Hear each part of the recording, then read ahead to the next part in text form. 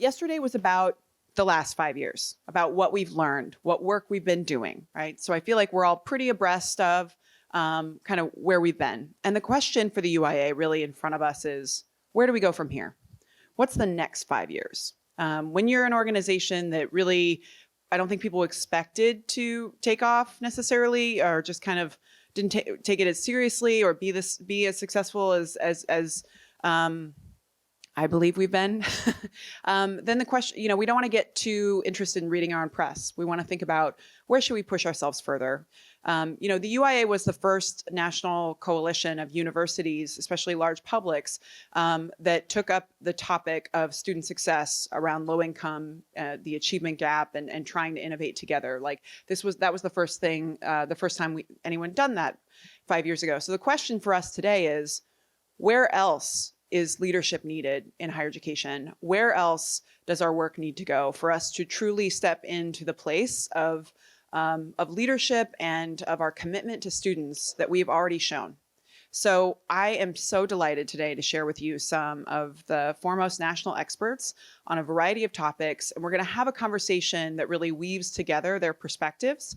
And hopefully they can tee up for us some things that we should be thinking about and where should the UIA go from here. And so this is just going to be a delightful little morning kind of wake up for all of your brains to start thinking about and exploring other ideas. The second part of the morning is going to be about hearing from some of our liaisons about what does 21st century research university leadership look like. And you're going to hear a variety of current ideas that we might consider for future scale projects together, but it's also about us rethinking. It's not just a university role. It's what responsibility does a research university have as we take on all these interesting projects and we do this work. How do we scaffold that work with the kind of intense commitment to evidence and really evolving thinking that people expect from research universities? So this first panel, though, I just want to welcome them up. I'm so delighted.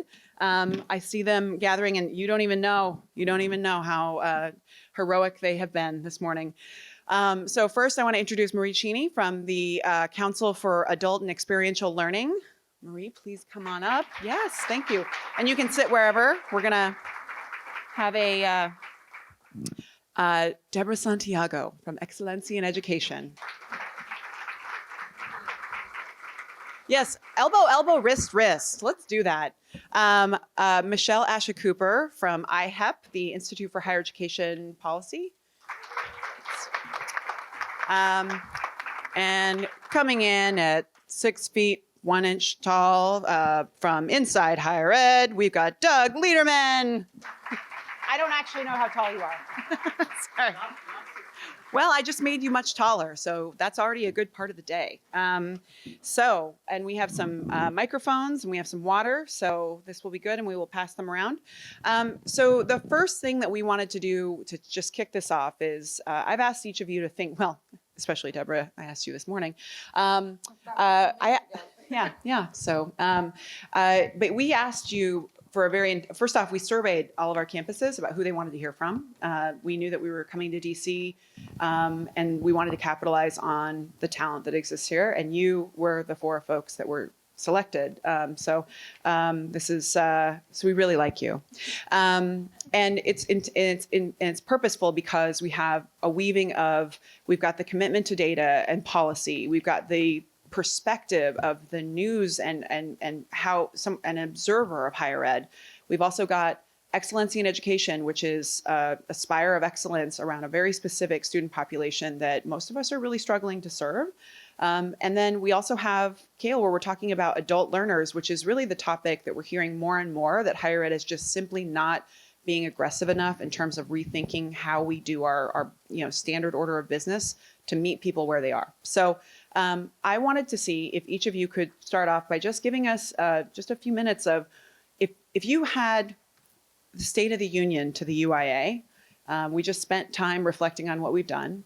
And based on where you sit in the world, where do you think we should add as a portfolio of leadership? Where should the UIA step into and include in our work? Where do you think leadership in higher ed is needed based on where you sit? So I will let whoever feels the most prepared to give us that. Yes. Yeah. Oh, well, sure. Yes. Or yeah. And okay. Sorry. Oh, sorry. Hi. Well, I'll start now because I think what's going to happen is you'll probably hear a lot of commonalities. But I'm Marie Cini, and I'm the president of CALE, Council for Adult and Experiential Learning, and I've been the president for a little over a year. For 45 years, CALE has championed the adult learner and has always come up with sort of innovative ways to help them not only access but then be successful and be respected in higher ed institutions. So if you have anything like a prior learning assessment program, you can either thank or blame us, because I know it's not the easiest thing to administer, and we're working on sort of 2.0. But I think if there's, to me, the major, well, there's two. I always think there's one, but there's always two. Two major things that leadership in post-secondary ed really have to be thinking about. One is today's students. Like the word adult doesn't even mean as much anymore as it used to. It's not about age, it's more about self-identity. And the idea that if your identity is not first and foremost a college student living in the residence halls, studying most of the time, well, in between having fun, then you're probably more like an adult student, but then that kind of conjures strange things like you're living in the suburbs. So let's talk about today's students, or let's just talk about learners. Because that's the second piece, and that is that this idea of one and done, 4 years and you're good, and maybe you get a master's degree later, just isn't going to hold up. It's probably not even holding up right now.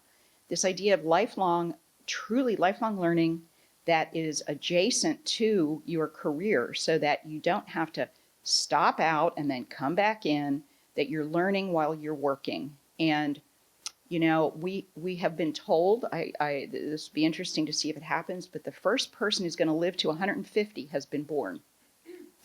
And that person, think about that. They have to work far longer than any of us do.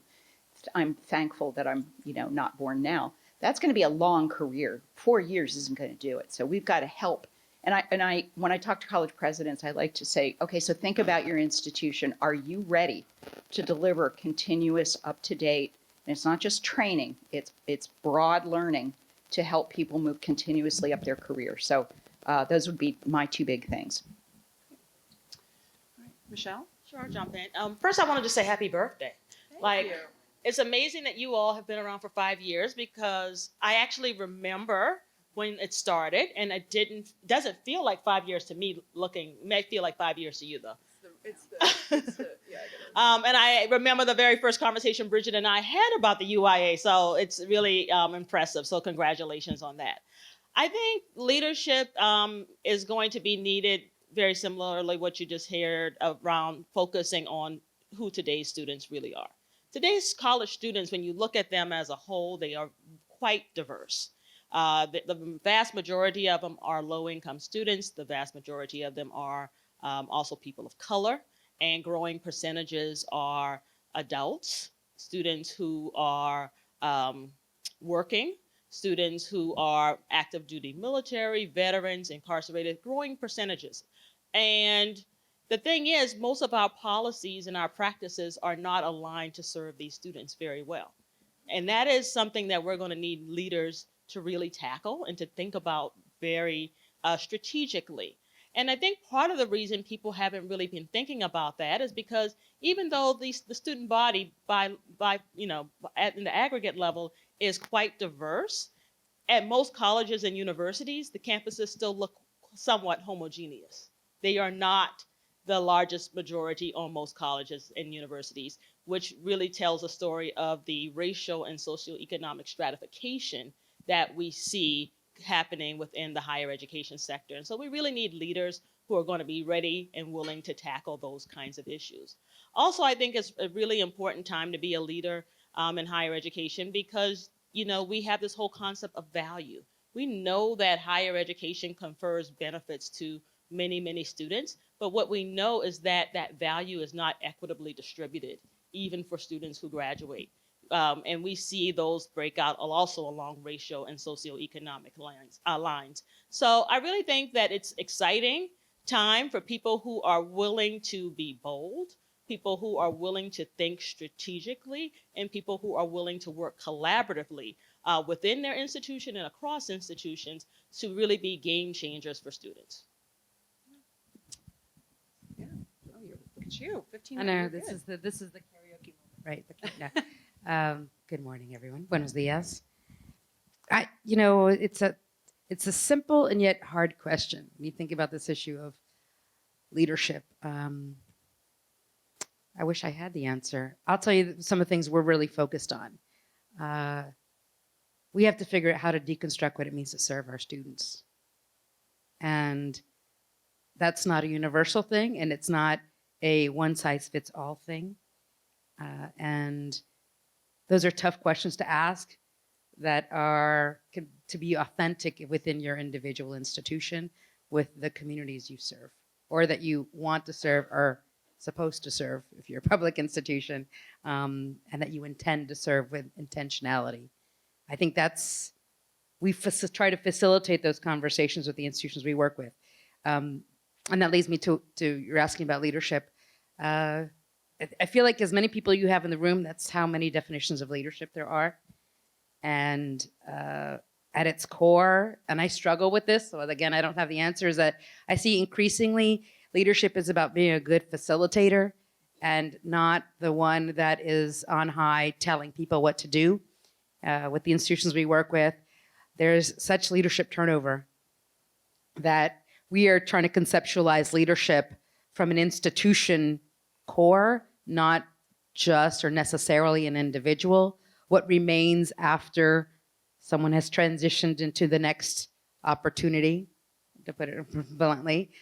What remains allows for an institution to lead, not just an individual leading. And that means I think it takes people who are willing to, in fits and starts, be the person responsible, and the next moment be the person who is a team and a supporter and a follower of someone. And I don't know that we train people to have that dynamism in what they do. You're either the leader and that's it, and you are to be followed carte blanche, or you are the follower and you're aspiring to be the person who gets the crown to be able to tell everybody else what to do. I just don't think that works in our environment anymore. So that means as we think about leadership, I think that, deconstructing serving, but also really rethinking the leadership paradigm. And the last thing I'll say is that for our organization, I've learned you have to be humble before the cause and talking to practitioners. They're the ones on the ground working with students. And then you have to be arrogant as heck when you're talking to funders and decision makers and elected officials and pretend like you have all the answers, because that's the only way you're going to get the money or the attention. But in reality, it is the humility that's going to advance the things that need to happen, because you've got to be open to what's happening overall. So I'm going to pull back the frame a little bit and talk a little bit more about the how an organization like UIA and how higher education needs to change, rather than sort of the what should focus on, which we can get to. So one of the historic strengths of higher education, which is its the sort of independence of the institutions, relative independence, the differentiation, the diversity, which has fostered a competitive landscape and allowed institutions that are ambitious to grow, and has become a liability, if not a major problem, which is that we don't have good structures and systems within this sort of ecosystem. And we do not have a system of higher education. And again, I think that's been a plus in general. We don't have a ministry of education that drives the direction of these 3,000 plus institutions. So lots of different things can happen, and that has been a strength. But it's very difficult to get systemic movement in any direction when you don't have a system. And obviously there are lots of little systems within it. There's Tim Rennick here, and the University System of Georgia is a system, and there are lots of public university systems that have but the bottom line is that many of our systems and structures across the industry are not very effective. Especially if you're talking about associations, which are sort of one of the structures through which change could happen, arguably, but it generally doesn't. So I think we're at this point where there are lots of thoughts about where the sort of industry as a whole needs to go, because individual institutions can change internally to some extent, although even that's hard. But moving the whole group of institutions in a direction is very difficult. So that's one of the reasons, and I think you guys deserve some applause, and I think you've gotten it to some extent, but that the idea of groups of institutions arranging themselves, knitting themselves together around common mission, purpose, goal, I think I'm heartened by that, and we're starting to see it. And UIA wasn't the first. You could look at Achieving the Dream, or there are others out there that have happened, but I think we're seeing more of it, and I think it's important and frankly necessary, because again, the underlying structures and systems that we have had are pretty feeble. And so I think there is promise in groups of institutions gathering themselves around, again, a common purpose, goal, et cetera. And I think you've shown that in 5 years. And I think the question of sort of what else needs to be done. So to me, then this is where I'll shift quickly. And then, but to the two of the big issues that I think are largely, they're not undiscussed, but they are not being attacked. One is more important than the other, or more fundamental. The one that I think gets very little attention and almost can't be dealt with at the institutional level is the whole question of what the faculty of the future looks like, the allocation of the instructional workforce. It's broken, and I'll talk a little bit more about that later if there's time. But the one that where I think the most work needs to be done, and it's very hard to do, and that's why it generally hasn't been done, goes a little bit to what Michelle was talking about value. We're at a point where the industry, there are lots of doubts about whether higher education is providing value. And I think, and we're seeing lots of attempts by other people to try to force, we're in an era of evidence and we're not going back from that. And the question of sort of who defines success, if we leave it up to government, rushes in when they see a vacuum, and that's what higher education has left. I think colleges as a collectively certainly have failed to say, this is what we are striving to deliver. This is our value proposition. This is the set of things that our graduates ought to be able to do. And here's how we're going to be measured. Here's how we're willing to be held accountable. As a result, we see lots of terrible accountability regimes imposed. And so I think there's an opportunity for a group of institutions that to collectively say, this is what we stand for. This is how we're going to be held accountable. Ideally, that should be, ultimately it's going to differ from institution to institution, or from group, from sector to sector, maybe, but not that much. I mean, for all the talk of how colleges are snowflakes and everyone's different, they're not that different, especially at their underlying purpose. There are maybe additional purposes for a research university versus a community college, but the core of educating students, not that different. And I think the failure to say, these are the 10 things that we want our graduates to be able to do or achieve or whatever, and here's a measure for each. That failure is really damaging higher ed now. Okay. So I want to push a little further for each of these. So, Marie, if the UIA really took adult learners seriously, if we really rethought what the student experience was and who the student of today is, how would you know? Like, what would be a signal for you if you were looking at the field and you saw a group of universities take up a kind of work that told you, wow, somebody's really paying attention to our advocacy? What kinds of signals would we see?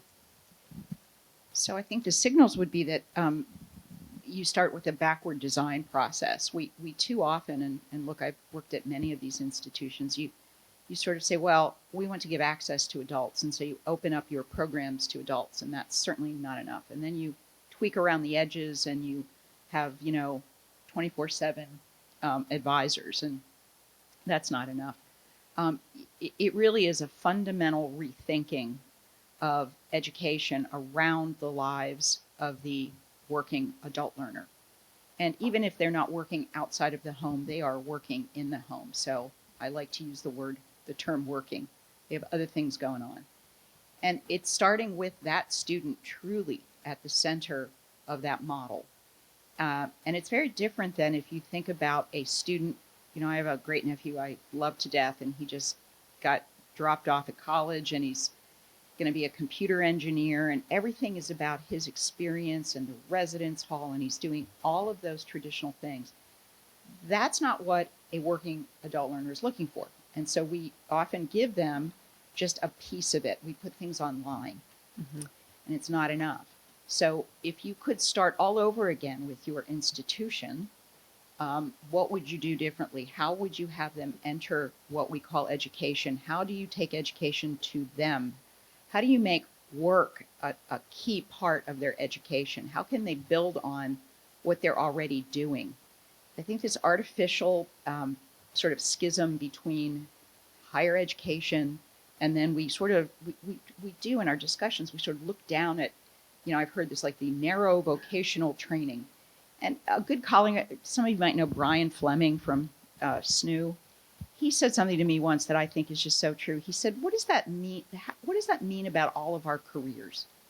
Were you all just, narrowly vocationally trained and everything else is not important? Heck no. We do high level conceptual thinking. We do learning every day. So being able to be employed at the end of a degree is a good thing. None of us would turn away from that. So how do we make that rich combination of what we do as a living or want to do combined with learning? It's going in that direction. While we might not think it's a good idea, that's where it's going. AI and the ability to actually sort of learn as you're doing things in a new way, it is coming. And if I saw some demonstration projects of let's rethink what we're doing with adults, and there are pockets of this, by the way. So it's not like you'd have to start from scratch. There are people thinking about this, but these are sort of little experiments here and there, small programs. And you have to have the employers at the table in a very significant way. And no, they will not try to take over your curriculum. They just want you to know what they're looking for in terms of outcomes of an educated person that is career ready. So that would be the signal I'm looking for, that there's like true new design demonstrations for this. And this is true for the federal government too, because the whole, the financial aid situation for adults is not good. Michelle, I'm gonna go with you next. If we were to signal that we were really pushing the limits of what's possible around data and equity, but data in particular, what would you like to see from a group of institutions that you have not seen thus far that would make you feel like people are really taking the challenge seriously? Well, one of the things I would like to see, and actually I would say we are starting to see evidence of this. We are seeing evidence of institutions and institutional leaders who have embraced what I call sort of a culture of data use, where data is not just relegated to someone over in the IR office who sort of computes things all day long by himself or herself and just brings it over to everybody else and says, hey, it's yours now.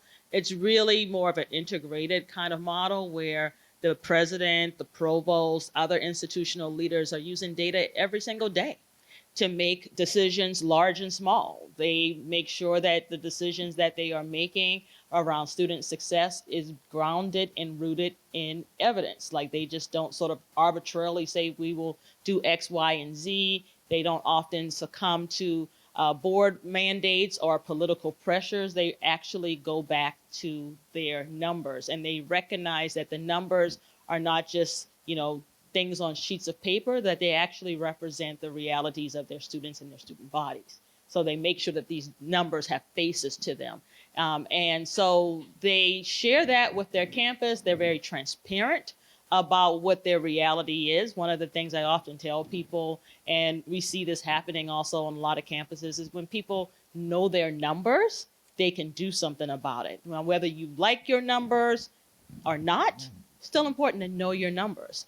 And I often use the analogy of when you go to the doctor's office. When you go to the doctor's office, the first thing they do is they check certain things, your weight, your blood pressure, your temperature. And they use that as a baseline for determining how your health is today versus how it was a couple weeks, a couple years ago, whatever. Same thing applies when we're thinking about our campuses. We got to know our baseline. And campuses and institutional leaders that know their baseline and are benchmarking progress from that number to see and track improvement, we are seeing more and more changes. And we really do see that campuses that embrace data have actually been able to make some strides around student success and equitable outcomes associated with student success. Deborah, would it be that every campus has achieved the seal of Excelencia? What would be the signal for you? Yes. Okay. I'd be looking for intentionality. You know, I think we're at a point now where economies of scale are no longer the answer.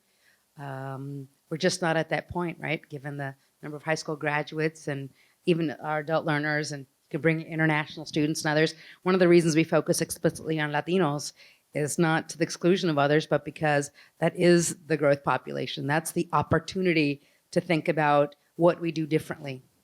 And if we're willing to embrace what we can do and use this population, and I use in a positive way, can we think about what we do differently to serve a population that has heretofore not been as involved or included? And there's so much positive, but so I would look for intentionality. And that does manifest in data. It does manifest, I think, in evidence-based practice. And I think it manifests in how we define leadership. And so the Seal of Excelencia is really taking a look at all three of those within an institution. We are very confident. I was trying to be glib, but it's not. I don't think the Seal of Excelencia is for everyone. You know, institutions that select out issues of equity, yeah, they're not going to have any interest in the seal, right? If you're highly selective, your issue has nothing to do with that. And I personally don't believe most people understand what equity fundamentally is. And that's why I'm looking more at intentionality. Because equity, you have to understand the history and how you're trying to address it and the role you play today in that, rather than just saying, I'm here and what we go forward. So whatever you came with, that's on you. It's what I can do going forward. That is not equity. It could be diversity, and I'm not criticizing anybody's approaches to it. But the hard work comes with knowing who you're serving, being intentional, and making sure that you can be adaptive, because our students are having to adapt to a very traditional approach. And I don't think we can afford to lose the students that we have been in the past. And we have to pay attention to what that means.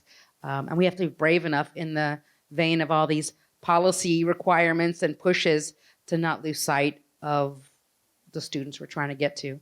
I think that's a challenge. It's a tension. I think it can be a healthy tension. And I think it's highly uncomfortable. If you're doing it right, you're going to have to be uncomfortable. And I think lots of people don't want to be uncomfortable. They want to know that they're doing it right, and they want to be comfortable with what they do. And to me, that's antithetical to being innovative and trying to do something different. Doug, if you write a lot and you choose what to elevate inside higher ed, you have from the beginning. You talked about public value. What for you would be an act that you saw in the field that would make you take a step back and think, oh my God, they're paying attention. They're actually they're listening to the things that we're saying they need to deal with, especially on public value. Sorry. Well, I guess again, there is a very narrow way. So again, the reason I was focusing on sort of an institutionally derived set of, and I want to be careful because I totally agree with Michelle and others about the importance of data. I think it is hard. There are some things that colleges try to do or say they do that are hard to measure. So I think the question of sort of, not everything that, there's a Billy Bragg's a British kind of punk rock musician, and he has this song about, and I'll get the lyrics wrong because I didn't think of it till now, but not everything that counts can be counted, not everything that can be counted counts, and I think that's definitely true. Having said that, we are in an era of measurement, and there's a reasonable push from, from outside to force higher education to prove itself. And I think that's I think it's actually good, because this is an industry that doesn't change. Most of our institutions don't change unless they have to some extent, although you guys are some of your institutions are outliers on that. but in general, I think that's true. And it's only when there's only when there's outside pressure. But there is lots of outside pressure, and the pressure can take us in bad directions. So I guess what I would love to see, picture the what are you at, 9, 11? How many institutions are you? 11. 11. Picture the 11 institutions coming together and coming up with a menu collectively on the 10 things that you're willing to be measured by. And I mean, that's the thing.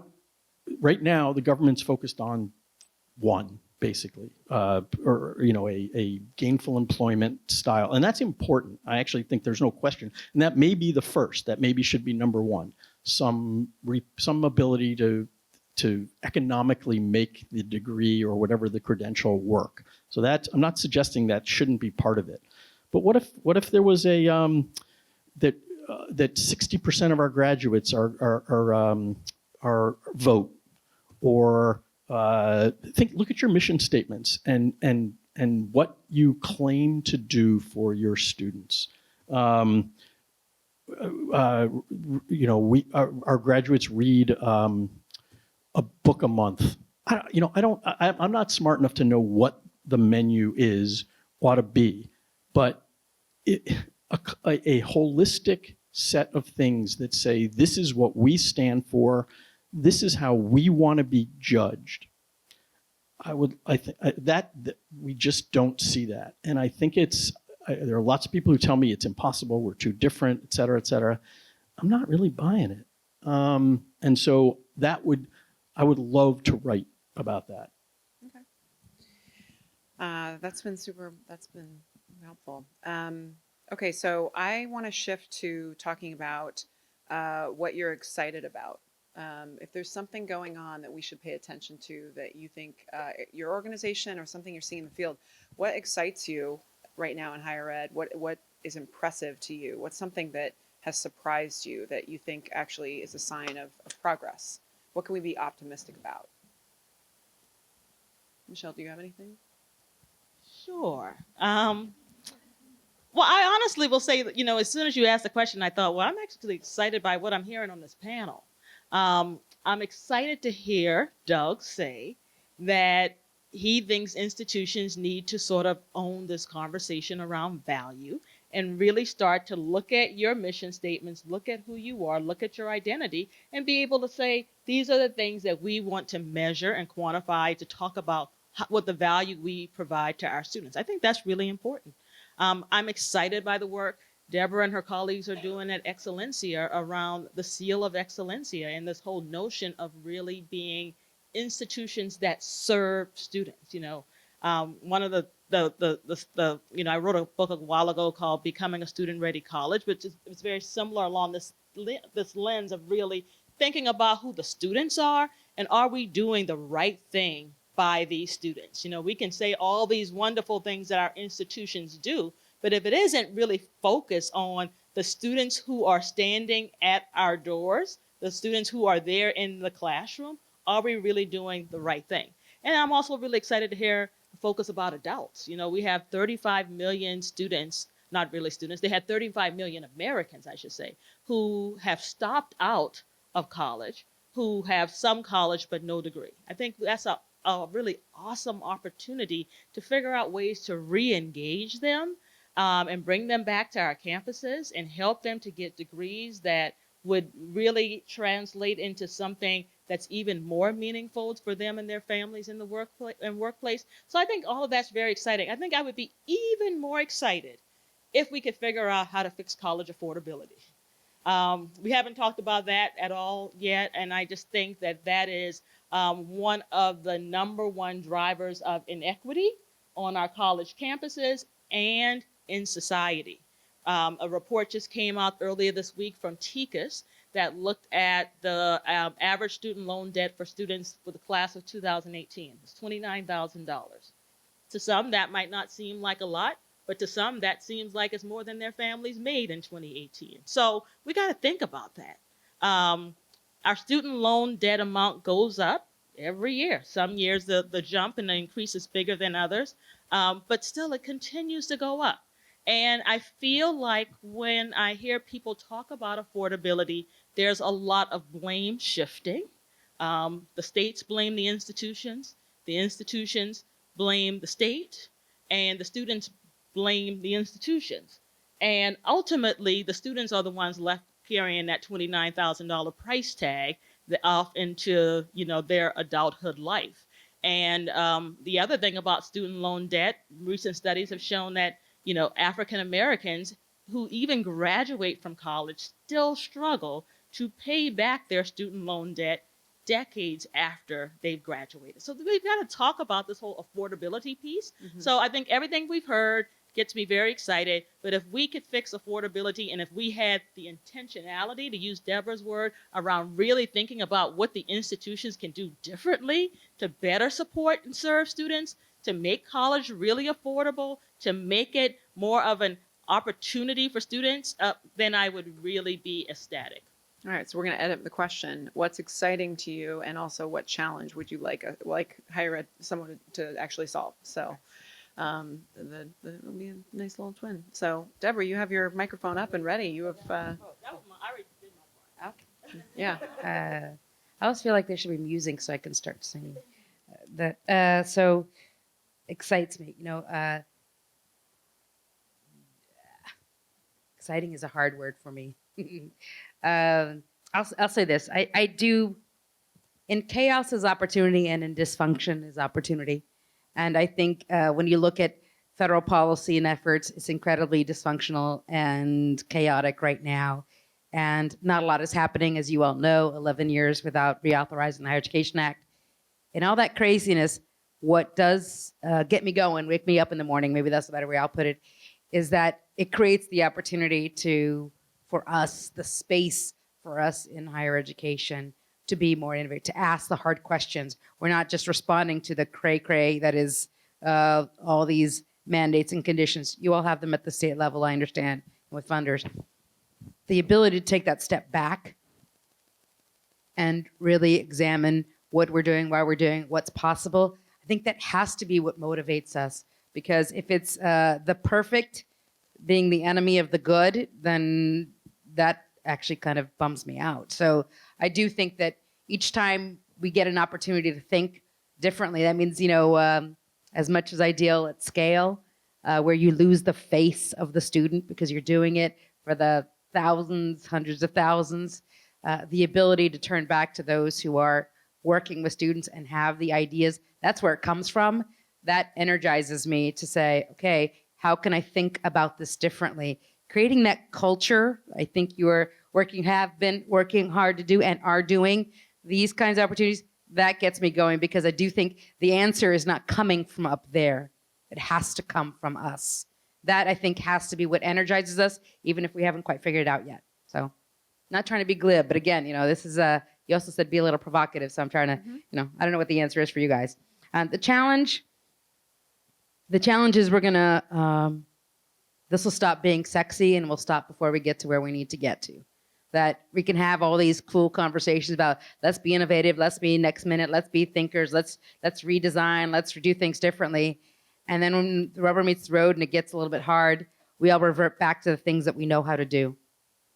And I find that immensely challenging, to then look at the face of young people and not so young people, those who are looking for the opportunity, and see education as the answer, and decide we're going to turn our back on that and not double down or try harder to help them have the opportunities we've created for ourselves or have been fortunate enough to get.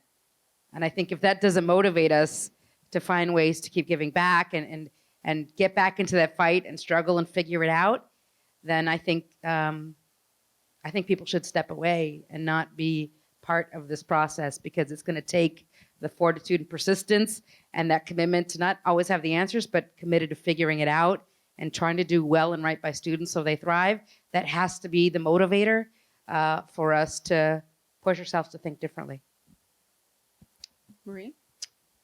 So I love what you said, and I'm going to take a bit of a sort of a different cut on it. So, but first I have to ask, when you pointed to me and said not so young students, did you mean me?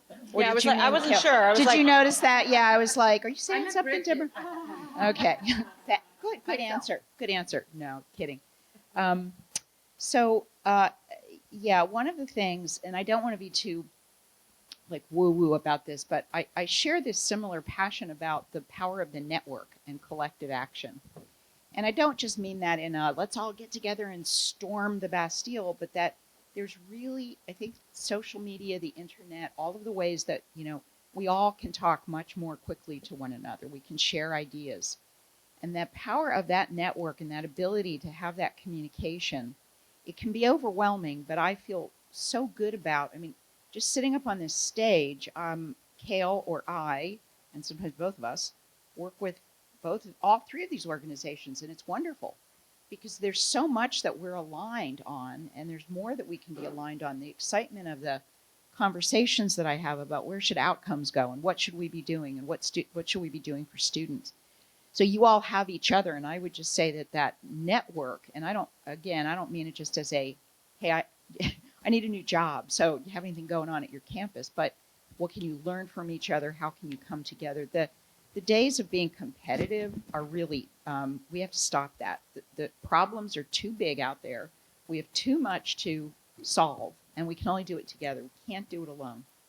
And so I worry, here's what I worry about. I don't think that the pressures and the needs to serve today's students are much bigger than any of us could stop. And even if we stop doing what we're all doing, someone else will come in and solve it. And that's what worries me, because if it's someone else that's not truly thinking about the public good and the value and helping students make some choices in a different kind of way, we're going to have a result that we're not as happy about. That doesn't mean that I don't think that there's a place for learning providers in the private sector. There's a lot of good ed tech firms. We all work with ed tech firms, right? Do you have an LMS? You're working with an ed tech firm. We need to be very smart about what's the best way to bundle the different kinds of business models together in the pursuit of doing these things well for students. So this is why we have to keep going and make those changes. So a little bit from all of these people, I think. I actually am, listen, I've been covering higher ed for 30 years. And I continue to do it because I think it's fascinating and because I care about this sort of enterprise. And I also because I do believe we see bits of innovation and things to be excited about every day, whether it's institutions starting to chop up their degrees into smaller units, which is a clear response to what the market wants, whether it's a bunch of liberal arts colleges sharing online courses through a network. We're seeing tons of institutions. So the thing that excites me and is seeing lots of little experiments. The thing that is concerning, and this goes to collective action, it goes to some of the stuff I was saying before, it goes to we have to figure out how to elevate and share and well, backing up. This is an enterprise. This is an industry that is actually. It's easy to bash higher ed for being complacent and the same as teaching, the same as it was in the 1600s. Blah blah blah. I actually think this is a surprisingly.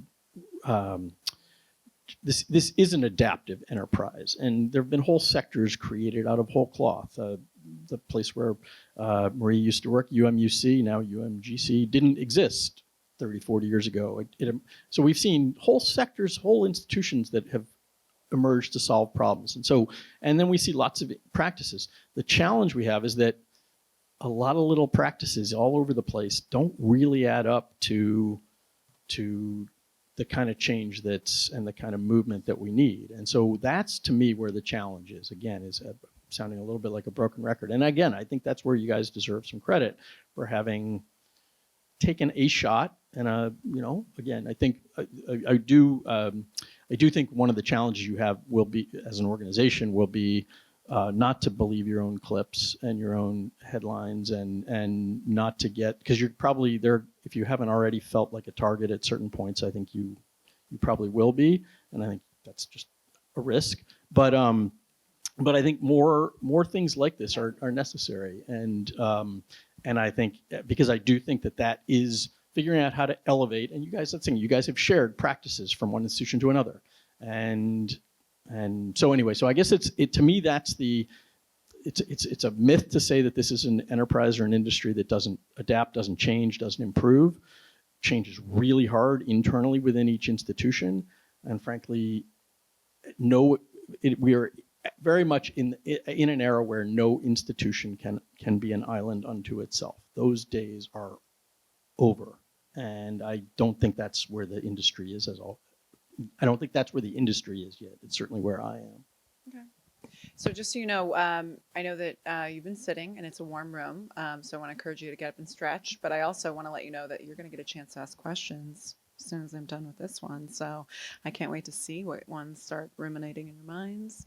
And we will have a microphone to go around. So here's a question I'm curious about. Each of you is an expert in a different area, and some of you in multiple areas. And most of the time when we're communicating and trying to explain our work, we are often we're trying to overcome a misunderstanding, something that people don't understand, that they don't get. And I'm hoping that you can explain to us something that you see in your vantage point that is a frequent misunderstanding in your area that you wish people understood. So if you could wave a magic wand and people would stop thinking X, what is that thing? Or stop doing X? Collectively, I think we could all say that we wish policymakers and, frankly, the general public didn't think about a college student as an 18-year-old on a campus. That may be the biggest impediment to the kind of change higher ed needs. Mm-hmm.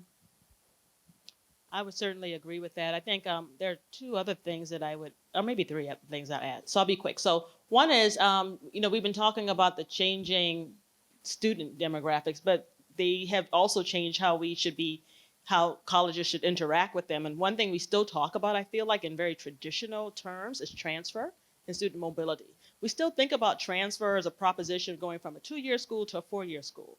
And in reality, students are mobile in so many different ways. They go 2 to 2, they go 4 to 4, they go 4 to 2, they go online, they're in class. So this whole notion of mobility is just, I think, something that people misunderstand. Deborah touched earlier on the notion of equity. I feel like everybody's talking about equity, which is good, but I don't think everybody understands equity, which is problematic. And I really think we need to help gain some clarity that equity is really about creating spaces that are fair, really rectifying for past and historical wrongs, looking at your institution and looking at those deep-rooted policies and practices that are so embedded and entrenched into your identity that maybe you don't even realize they are there, but they are actually choices that have been made that are the root causes of the inequities that you currently see. But instead, we blame the student. So I think we need to really turn the mirror and look at ourselves. And the last thing I would say is I don't really think people understand what it means to be a college leader or especially a college president. I think people think college presidents are God, that they can do all things all day, all night. And I worry about that because we see so many good leaders are turning over rapidly. And I really wish that we could figure out a way to support our best leaders and allow them to have a sense of well-being as they are doing the hard work of serving this really important student population. I'll say, I'm going to take a little twist on it. Sorry. I'll take a little liberty on that. As I think about this, really trying to focus more on not being defensive, because then you're always responding to somebody else's framing. That what we have to do is create our own frame and look at the big picture where we need to go and not get desviado, don't get sidetracked on these kinds of things. So, because the challenge of being misunderstood, it's so that the presumption here is that there is a framing, there is an understanding, and you're counter to it. I feel like focusing on Latino students is you're not then. We're always having to then address like, well, we're not that presumed profile. We're not all high school dropouts, English language learners, and undocumented immigrants. And if I spend all my time trying to correct that profile, not that we don't do some of that, then we spend all of our time doing that as somebody else's framing. And what we're not doing is partnering and working with those that get it and are ready to move. That mobilizing doesn't happen because we're busy responding to somebody else's framing and approach to it. And that is not an easy thing to do, but from my perspective is what we have to do, is how do we frame what it must be? And that takes a lot of responsibility. It takes a lot of, I don't want to say courage, but it does take that. You got to be willing to buck the trend to say, it's got to be different. To me, that's the innovation, that's the potential of the institutions that are here, the kind of leadership that Bridget brings, is we need to frame it. And let's stop letting other people frame it. That means you're an outlier, you're standing alone, you're very vulnerable for a while. That's the beauty of some of the network at times. Are we willing to do that? Because I think constantly having to respond and react and be defensive to not hitting a norm, a convention. I think I work with communities that live that life and have internalized it. And the biggest challenge we have is breaking them from that and saying, no, you can lead, you are. And we have to take responsibility because nobody's going to do it for us, and to be what it can be. That to me is hell. I mean, that's why I think we have to be in this room and having these kinds of conversations. Wow, that's so powerful, because I think that's a lesson for both external messages and sometimes inside of our institution. It can be very lonely inside of a larger, very traditional institution, and I've spent a lot of my career there. Not my stint at UMUC, because we were all about adults. But if you work in a fairly traditional organization, the rest of the university is giving you messages, and if you take that in, that you're serving adults, it's like an accelerated degree. You're giving away the degree. It's not a real degree. I've had all of these things said to me as I've been in my career helping adults, get a good education. I think I'm going to go even one more than what Doug said, because the typical college student is not 18, but the adult learner is not Rodney Dangerfield or Melissa McCarthy going back to a traditional college and like joining a sorority at 45. And that's our popular myth. And so even our wording of going back to college, we have made college a place. We have made learning a place, and we're not living in a place-based world anymore. My organization is increasingly remote. Does that mean we're not actually working? Heck no. Learning is distributed, it is social, it happens everywhere. How do we actually catch up with that? And again, this is what I mean by redesigning our models to fit the lives of our students. So they're not, we need a new movie, but nobody wants to watch that movie because it's not funny and hysterical and it's not Melissa McCarthy. It's kind of just like, students working hard to balance everything that they do. It's not a funny movie. I think the second thing that I'd like everybody to know and just think about is, especially in lay folks outside of higher education, is that the real place of change is becoming more invisible now. So in the past, change meant, well, you could put things online, which also is sort of invisible. You can keep things open later. I can sort of point to these big things. But the real invisible change is data exchange. It's being able to access your data. It's knowing what to do with your data. It's being able to change your policies that most of us, and I won't blame you because it was true when I was provost, I would sometimes realize we had a policy and think, how did I miss this? This is a terrible policy. Why don't I read our policies more? Because they weren't doing what I wanted to have happen for our students. And then the hard work of making that change, of course, you have to get it through every committee and person out there. But the hard work now is sort of invisible and legacy, and it's rethinking those things. It's rethinking how you design your curriculum. When I talk to lay folks outside of higher ed, what they'll say is, well, faculty need to understand that students in their classroom have children at home and maybe they can't get their papers in on time. I'm like, they're probably not in the classroom. They're like online or they're at a branch campus. And so just getting people to understand the what it's like to be one of the new today's college students and where real change occurs. It's not in big visible places anymore. It's in things that are almost behind the scenes. It's in the plumbing. It's in the wiring. So that's what I'd like. Okay. Anyone have any questions already that are primed and ready? Because otherwise I will keep going. But I am hoping, oh, look, yes. Pop up, get it. Hi, this is a question for Deborah. I'm Santiago, the UIA fellow at UC Riverside. So my question is, for schools that have high number of Latinx students, the sentiment may be, we're already serving Latinx students because most of our students are Latinx, and may not necessarily take ownership of intentionally serving that population. So what would be your recommendations for shifting that mindset? Hi. Did you plant her? We've never met, but welcome. Hi. I think this is one of the reasons we focus on intentionality. There are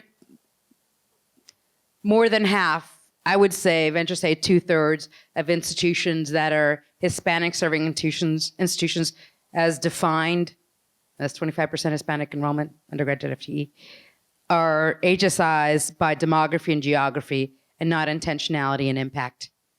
And part of the reason, the entire reason we created the seal of Excelencia was to distinguish between institutions that are Hispanic serving, which I would say Hispanic enrolling, because of the first two constructs and not the latter two. For those that say we are, everything we do serves Hispanics because we have a concentrated enrollment, I would urge you to just peek under the skirt, because we work with institutions that will say that 60%, 65% Hispanic. But when you look at what we know works for students, things like cohort models, first year experience, learning communities, supplemental instruction, those high impact practices, more times than not, the very students who could benefit the most from them are not participating in those high impact practices.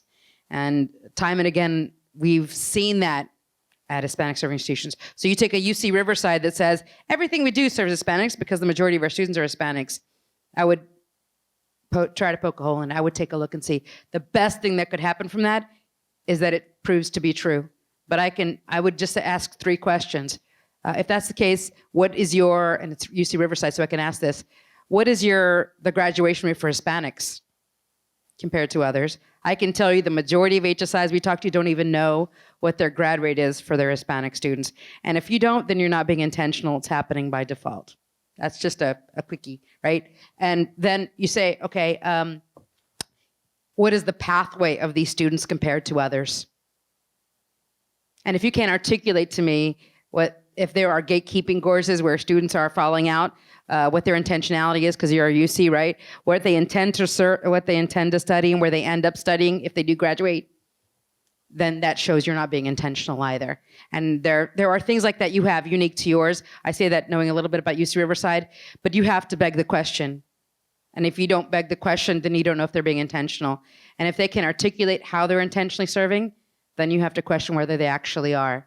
And I think the arrogance of just assuming you serve whoever comes and that's good enough, then I would do the third thing, which is looking at the data in a more meaningful way. Because I think to say we're serving all, that's a lovely goal and sentiment.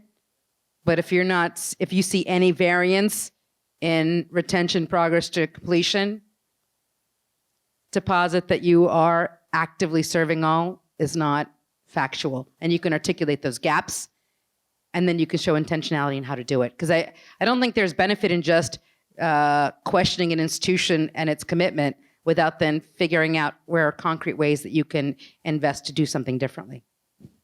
Does that help? I feel like you should drop the microphone right now. Any other questions? Yeah, Saquant. Somebody can get. Oh, sorry, I didn't, Laura. I didn't. Yep. Oh, okay. All right. A lot of pressure on this question. Then it's got to be better than. I don't know. I mean, is it gonna be? You know, I'm willing to just give up the mic right now. No, Saquant. Our second. Let's go. You can. So, quick question. Are we at a moment just as we were maybe 2 decades ago with the beginning of internet, with artificial intelligence, machine learning, and some of these other technologies? Do you think that's the case? And secondly, if you agree with that proposition, then how do you see it affecting the framing that you have just offered today in the future? So just take a futures perspective on the framing of where the institutions are today. Thank you. All right, softball question from Saquant. Anyone want to forecast in the future? We're all replaced by robots. I have had lots of people tell me about how important AI and machine learning are for higher ed, and I'm sure. I guess I don't. At this moment, I certainly don't think we're there. Like, I don't know if you'd say the internet did it to start. If we time the internet to 20 years ago, I don't know how much past that point you think the change actually happened that transformed it. Like, it's possible because I am old. So, and I mean, I'm not sure I fully understand all the implications. I think I'm more convinced about the implications for the overall economy and therefore for the spillback implications for higher ed about sort of the change in the joblessness, the elimination of jobs or the change in which jobs and the implications that has for this, what I'm now trying to call the post-secondary education and training ecosystem instead of higher education, because I think what we have is this non-system I talked about is broadening, and it's including some of the entities that Marie was sort of hinting at. I mean, whether it's boot camps or whatever else. So there's lots of entities out there that are sort of looking ahead and saying, the way we train potential employees and potential citizens needs to change because of AI. So I'm much more convinced that that's true than that we're going to have robot tutors in the sky, to use the sort of overly simplistic. So I think there is definitely likelihood of significant change. I just don't understand it well enough to know what it's going to be. And Well, I don't know if but Michelle, yeah, you. I don't really have an answer because this is not something I know a lot about, but I am intrigued by it. And I do think that there is something there that we should not ignore. And I think that will have implications, like all of these new technologies are things that institutional leaders of the next 5, 10, 20 years will absolutely have to think about. And I think faculty will have to think about it too. We're already seeing in some institutions, for example, some institutions we work with out in California are reaching out into rural communities using some of these technologies to make sure people have access to learning opportunities that they otherwise would not get just because of geographical distance.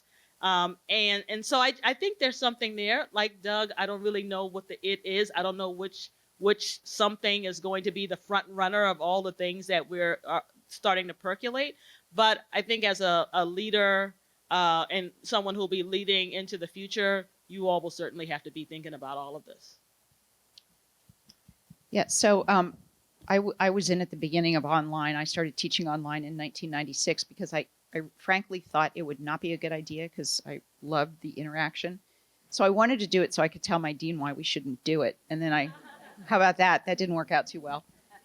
But it was great. And I saw especially for adult students, I could see the value there. But if you really look at online education, so first of all, we know a lot about learning science. We know a lot about how students learn. We know there's a lot of ed tech that actually could help students learn better. What we tend to do in higher ed, though, is to take sort of that technology and then try to recreate our traditional classroom experience. So if you go into your, whatever it is, Blackboard or whatever you use, it's probably not that different than what a student would experience in a classroom. In fact, I remember when we first started designing in the late 90s, that's exactly what we would do. Okay, if we were going to have a discussion in the classroom, how do we have a discussion online?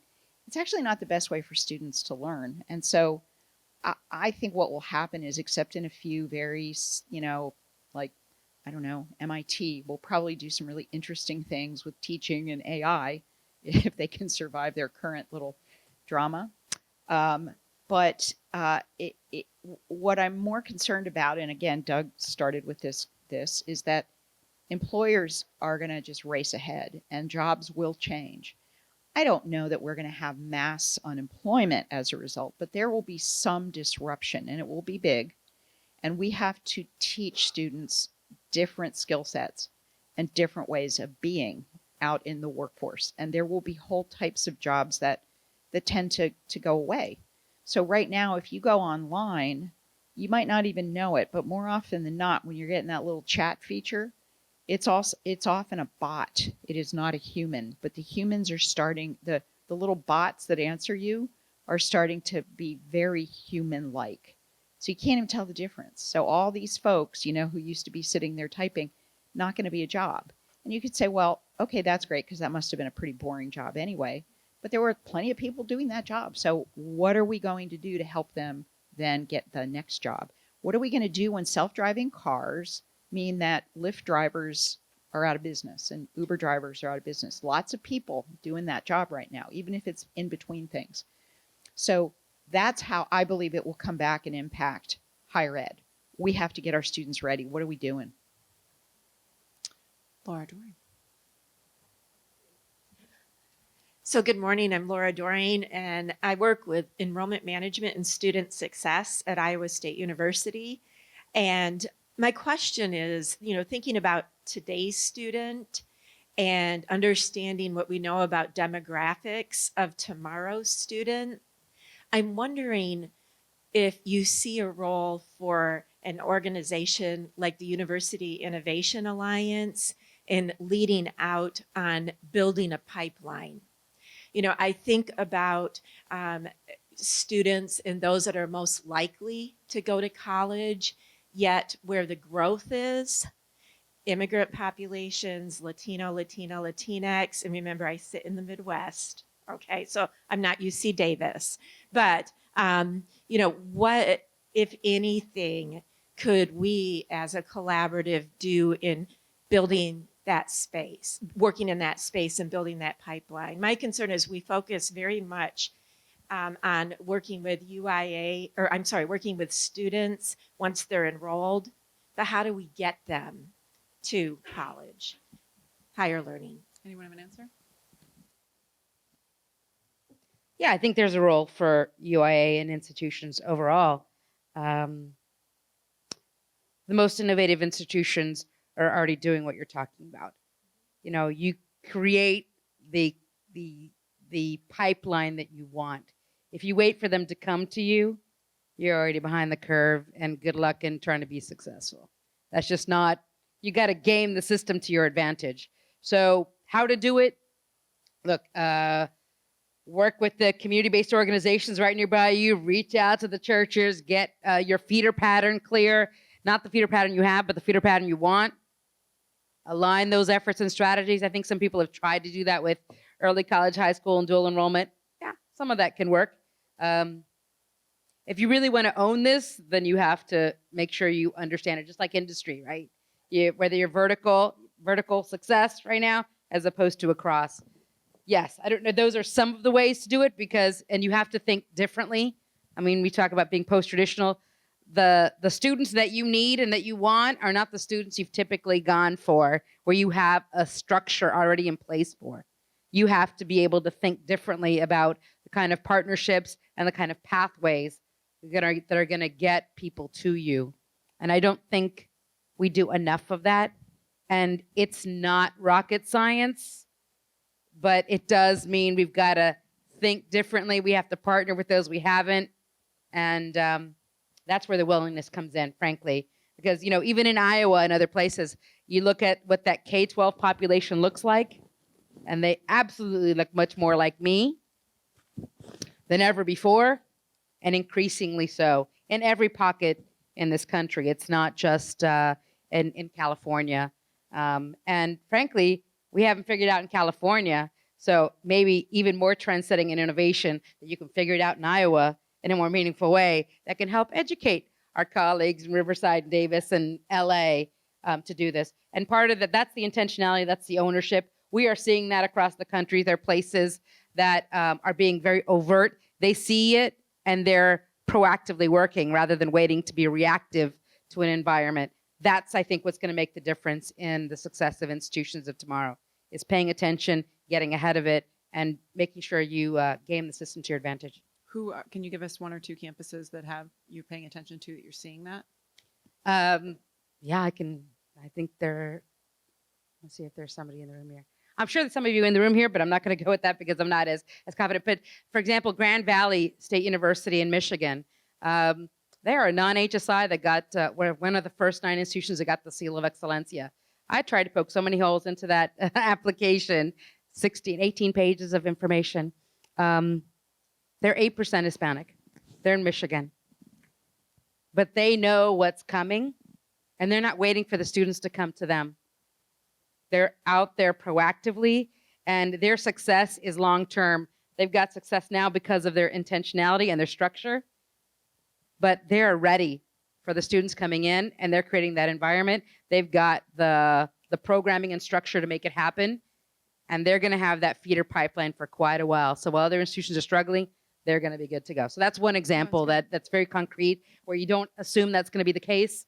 They're very actively doing that. That's good. Thank you. Yeah. Shasta College in California. Oh, here. Shasta College in California. They're doing it on both ends. They're doing it with the K-12, and they're also doing it with adult learners. So I think that's another really good example. Great. Doug, did you have something you wanted to add on? No, I'll let it go. Okay. Other questions? Oh, yep. Frank.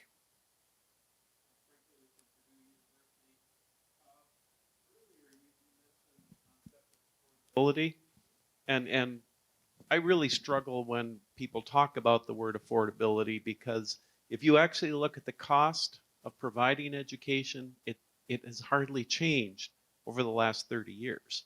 But it's the affordability is who's paying for it. And it's where it used to be the states and the feds had more of an involvement in the paying the cost of providing education. But yet it seems like we paint the universities as being the boogeyman in this conversation. And I really would like to see something that talks about, because we use the word cost, our cost is running universities is I have to pay advisors and I have to pay, for the LMS and pay for the faculty, etc. The cost, though, oftentimes that gets in the press is the cost of tuition. That's the cost of the bill that I'm paying for it. So how do we change this conversation so people understand that really there's a public policy question here in how much does the government want to be paying for providing higher education, regardless if it's to adult learners or et cetera, et cetera. Well, let me just add, so cost and price are two totally different things, and we need to get our language right around that. Cost is what the institution spends to educate. Price is what the student. I think I would challenge your assertion that cost is stayed static. I actually think, places are doing all sorts of, there's no question price has risen, or at least sticker price has risen, net price has risen too. And yes, there's absolutely a cost shifting that is a significant problem on the public side, not on the private side. And I guess to me, all the stuff we're seeing right now is playing around on the price side. I don't see nearly as much activity going on within the institutions on the cost side. And I actually think that's part of why I raised the faculty issue before. But we are seeing I don't think the numbers back up your assertion that the cost of higher education has stayed flat. I think institutional budgets have risen significantly, particularly on the administrative side. And so. Okay. But I think your premise is institutions are the problem is how I think it's being framed. And good, bad, and ugly, the onus is on us to help tell that story. This is the framing part I was talking about, right? So I just 3 weeks ago was in Puerto Rico for a week, just meeting with 8 campuses, leadership all the way around. And as challenging as things are here, just imagine what's happening in Puerto Rico. 5 years ago, they had 750,000 students in K-12 education. Today, when they just started classes 3 weeks ago, they have 200,000 on the island in 5 years. So it was fascinating to me, the conversations, especially with the privates, for what they could do for, again, I'm using crude language, but the cost containment. Because no matter how hard you try, you're going to have to think differently about how you provide services and meet your commitment and mission to your community.